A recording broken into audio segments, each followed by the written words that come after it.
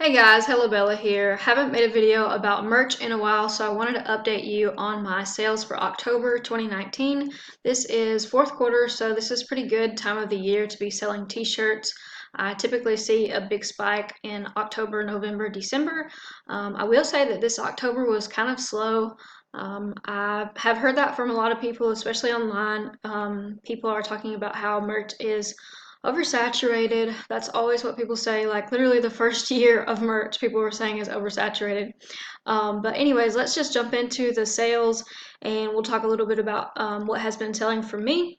So in the month of October, I did $363.87 and I sold 104 shirts.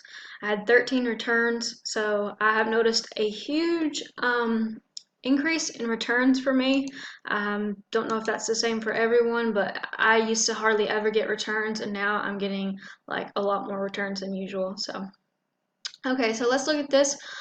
Unique products sold 48, so 48 different listings sold.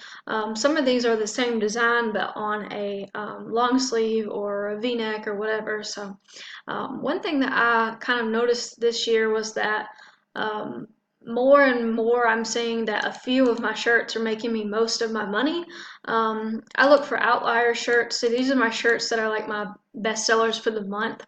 And that's not a lot of sales. It only sold 7 times, but the shirt made me $31.38 for the month. And typically, that's a good return on my time for that kind of effort that I put in. This outlier sold 8 times, and I think it was returned 1 time, so that's the reason why it's the same amount here, $31.38. And then my bestseller for the month sold 13 times and made me $38.48. So you can see a big portion, about 30% of my revenue is coming from only 3 designs. So I really just try to pick out what is selling and then make more shirts based around that.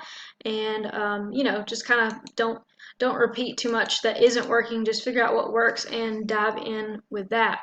So pop sockets, I sold 3 pop sockets, which I think I have mine priced at $14.99. So I made $2.25 each. So not gonna get rich off of those by any means. I wish there was more merch to be sold. I'm sure there will be in time, but I could see a big market for hats and bags and things of that nature, especially around the holiday season. I notice a lot of Etsy sellers have a lot more to offer, and so I figure Amazon will go that route eventually. But there are a lot of kinks to be worked out with their print-on-demand platform, especially considering the fact that right now processing times for people have been anywhere from 24 hours to 3 or 4 days.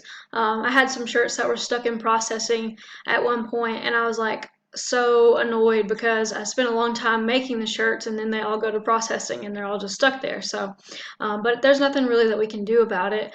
But I did notice that that was happening earlier, seems like earlier this year than the years before. As well as I've seen a lot of complaints and reviews about the shirt quality, shirt smell. I think that it's kind of funny because when I first ordered a shirt, I was like, this smells like vinegar. I don't think that people are going to be happy with this. And, there's not really anything that we can do as the graphic designer to help with that process. But you would think that after all that Amazon sees in the reviews, they would kind of catch on.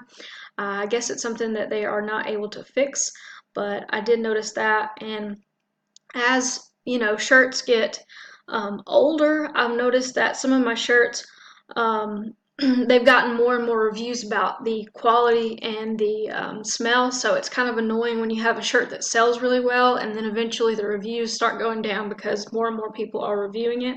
So that's kind of frustrating, but I guess there's not a lot we can do there. I did not sell very many sweatshirts or long sleeves in the month of October. I sold 1 sweatshirt and 1 long sleeve. I think I priced my long sleeves around $25 and my sweatshirts anywhere between $30 to $35. And I want to say that one of them was a holiday shirt, a sweatshirt that sold. And then I've only got one sale in the UK. and one in the DE. So I think, honestly, I don't even know if it's worth using your slots for unless you're making shirts that are specifically tailored to those markets. I do think there's a really big gap in serving those markets, but it needs to be from someone who understands them, and that is just not a girl from Alabama. So I'm going to stick to what I know. I think that's what has worked for me on merch throughout the years, is sticking to things that make sense to me and sticking to things that I would say, like, okay, would I wear this? Would my friends wear this? You know, what do people in their 20s want to wear? What do they think it's cringy? You know, and I always pay attention whenever I'm out. I pay attention in stores when I see what the shirts look like there, and I also pay attention when I see people wearing clothes that are, you know, t-shirts and things like that. And you can get a lot of good information on that just by paying attention to the outside world. But yeah, evergreen shirts sold well for me. I have some that, you know, are, they're sort of my brain children, and I think, okay, well, if we can combine this, and these people like this thing and they also like this thing, so let's make a shirt for that. And just kind of be careful with wasting your time making shirts when there's already too many people on that specific listing or specific phrase. Like, for example, oh, what's a good one? I don't know. Uh, the sloth hiking team.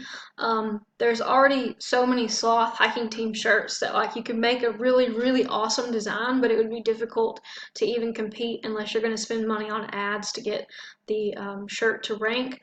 But yeah, that's just my personal philosophy. I try to go to areas where they're either brand new or areas where it is not super served, and I try to serve those markets. And that just kind of goes along with, like, think about your friends, think about your family, think about people who you know who would want to wear this type of shirt, or think about a certain demographic that you specifically can think of in your mind and make sure it's for them. Ooh, that is a sale. Cool. That's like one of my best sellers. But yeah, the average royalty was $3.49. So I'm really happy with that. I used to have my average royalty like a little bit lower. I try not to price shirts under $17.99 if I can help it. I don't want to, like, you know, make a lot of time and effort in putting into this and then only make $2 or $3 every single time I make a shirt. My average has gone up a lot. I think in November it will be higher than this $3.49 because I'm seeing more and more that I'm making around $5 a shirt instead. So yeah, I think it'll be a good experiment to slowly raise prices. I went and raised the price on, I think, everything that had sold in the last couple of months. I went and raised the price up to $19.99. So we'll see how that goes. And what else was I going to talk about with you guys? Oh, um, the concept of branding everything differently is almost a must right now.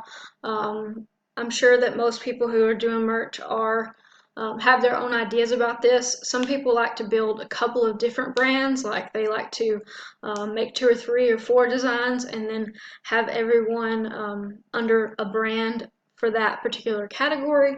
But I also see a lot of people who do merch who literally make a different brand for every single shirt. So after having my store up for a while and having like 600 shirts under the same brand, I really think that the best option is to probably go ahead and make different brands, because I have a lot of my ideas like blatantly stolen, pixel for pixel copied, and then the colors changed and things like that. So it gets really frustrating, and I try not to think too much about that because you know, any business that you do or anything really that you do in life, there's going to be people out there who want to take the easy way out and want to make money off someone else's work.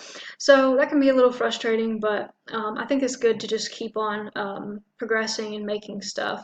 But yeah, I think I have probably around 1,300 shirts live right now, and I'm hoping to have 1,400 at least by the end of November. We'll see how that goes. I challenged myself to do 10 shirts in the morning when I get up after I have my morning routine. And yeah, I've got some more information coming for you guys as far as what I'm up to and what I've been doing, but I did want to give you a little update on October sales for Merch by Amazon, and November's going really well. Actually, November is much better for me than October was, so hopefully that will continue. But yeah, thanks so much for watching this video, guys. Take care.